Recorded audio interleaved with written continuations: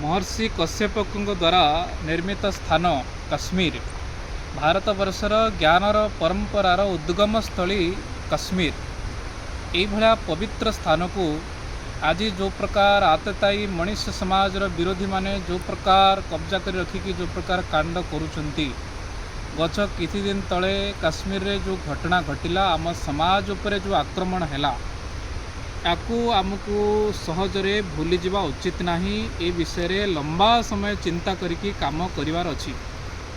कारण जो स्थान रे दिने ऋषि माने तपस्या करुतले निजर ध्यान करुतले सेठी ज्ञानर उत्पन्न होतला विभिन्न वैदिक शास्त्र निर्माण होतला से भला स्थान आज रक्तर लाल रंगरे रंगा हो जाइछि।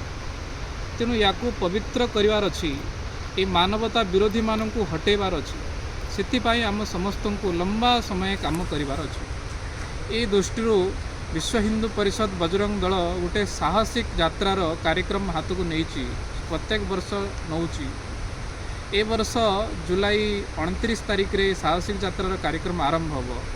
आमे समस्ते सामूहिक रूप से सारा देशर हिंदू माने जम्मू काश्मीर जिबा सेठी बुढ़ा अमरनाथ माता वैष्णोदेवी दर्शन करवा ता संगे सेठी रहुतबा हिंदू मानकर साहस को दक्षता को बढ़ेबा तांको विश्वास देवा जे पूरा भारतर हिंदू समाज आपण सांगरे अछंती एक कथा तांको आश्वासन देके आसीबा तांको पाखरे छिड़ा होइके आसीबा।